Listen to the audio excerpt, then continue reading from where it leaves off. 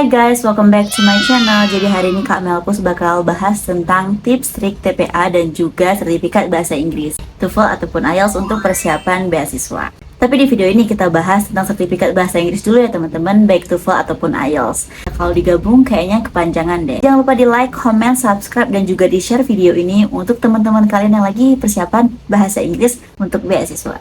Pasti udah pada tahu semua ya kalau misalnya kebanyakan beasiswa itu pasti ada sertifikat bahasa Inggris sebagai salah satu persyaratan untuk daftar beasiswanya. Misalnya TOEFL ataupun IELTS. Jadi ya dalam ataupun luar negeri pasti beasiswa ada persyaratan sertifikat bahasa Inggris. Makanya kita harus mempersiapkannya dengan matang ya teman-teman. Apalagi bagi kita yang belum pernah tes bahasa Inggris, belum pernah tes TOEFL, belum pernah tes IELTS, atau bahkan kita belum tahu apa itu TOEFL dan juga apa itu IELTS kayak. Jadi nggak apa-apa, kalian belum telat untuk belajar, ayo kita persiapan sertifikat bahasa Inggris untuk beasiswa. Pertama adalah atur jadwal teman-teman. Ini susah banget. Apalagi persiapan beasiswa itu adalah persiapan yang ya nggak ada tekanan gitu loh. Maksudnya kalau misalnya kita kuliah kan pasti kita bakal ada jadwal yang memang terstruktur, jadwal dari mata kuliah gitu. Tapi kan kalau beasiswa kan memang jadwal di luar hal tersebut karena memang beasiswa dipersiapkan setelah kita lulus. Jadi kadang kita tuh bener-bener terlena sama jadwal belajar. Apalagi kalau misalnya kita dibarengin sama kerja, dibarengin sama aktivitas dan kegiatan lain, pasti bakal susah banget untuk persiapan bahasa Inggris. Tapi itu bukan berarti nggak bisa ya teman-teman.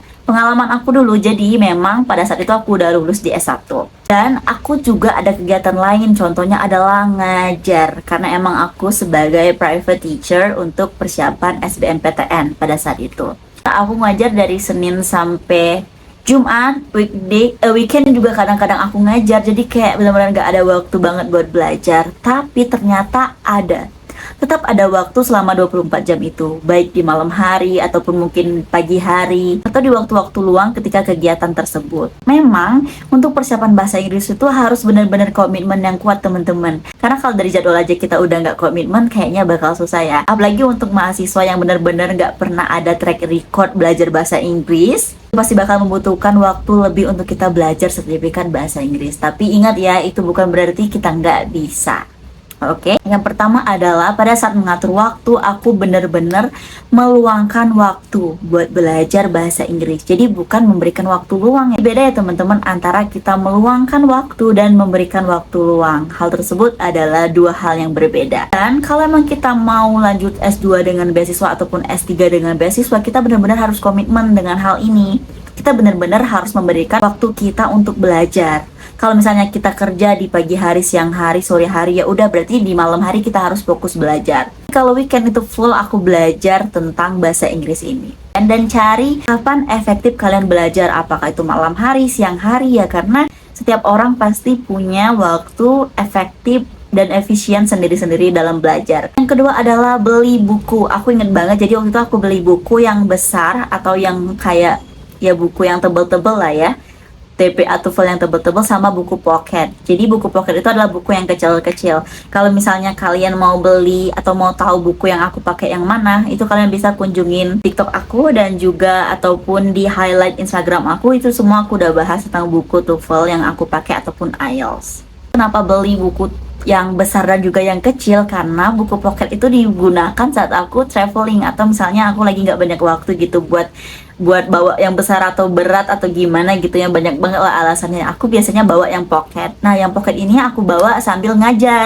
Jadi misalnya aku ada waktu luang selama aku ngajar tadi, aku bakal baca yang buku pocket. Oke, kalau misalnya kalian juga mau yang via aplikasi kayak misalnya HP gitu ya, software dan lain-lain, itu sebenarnya boleh aja sih. Aku juga butuh yang paper base kayak buku karena emang aku suka coret-coret. Jadi itu based on your personal lagi ya teman-teman. Jadi kalian boleh pilih mau buku yang mana. Tapi kalau aku pakai buku yang gede dan juga buku pocket.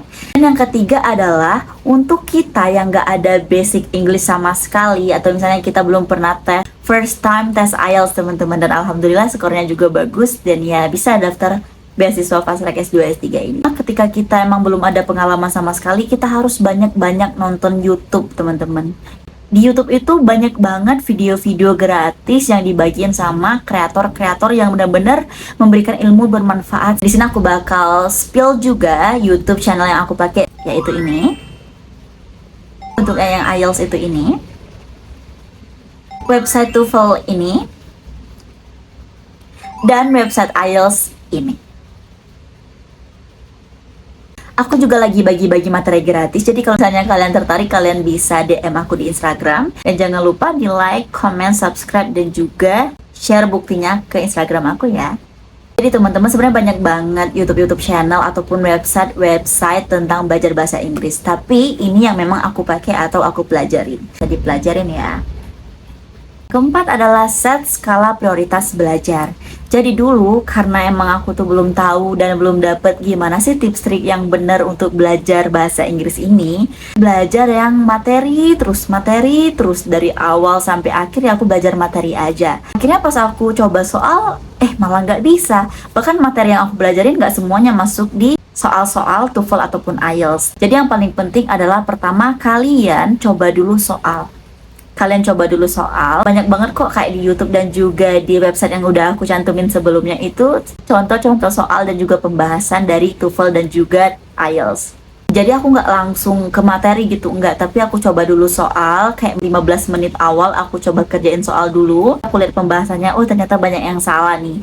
Nah dari yang banyak salah tadi aku lihat materinya yang mana ya yang salah. Oh misalnya di materi TOEFL tentang subject verb, nanti aku bakal pelajarin lagi. Jadi kita bakal bisa mengkoreksi di mana materi-materi yang kita kurang itu dari contoh soal yang kita kerjakan teman-teman. Jadi jangan lupa untuk dikerjain dulu contoh soalnya, karena itu penting banget untuk mengukur kita tuh bagusnya belajar dari mana gitu, bagusnya belajar yang mana, karena itu benar-benar jadi skala prioritas kita. Apalagi untuk orang-orang yang persiapan waktunya mungkin mepet ya, atau mungkin hanya persiapan 2 bulan 3 bulan. Nah jadi kan kita nggak bisa belajar semua materi kan, makanya kita harus belajar contoh soalnya dulu. By the way, aku nggak les teman-teman. Baik itu tes IELTS, aku nggak ada les. Dan aku juga bener-bener ya belajar mandiri aja dari YouTube gratis dan juga dari website-website. Soal TOEFL dan IELTS tuh banyak ya, tapi ada waktunya juga gitu. Waktunya terbatas. Ketika kita tes dan skornya tidak memenuhi persyaratan atau mungkin skornya kecil gitu ya,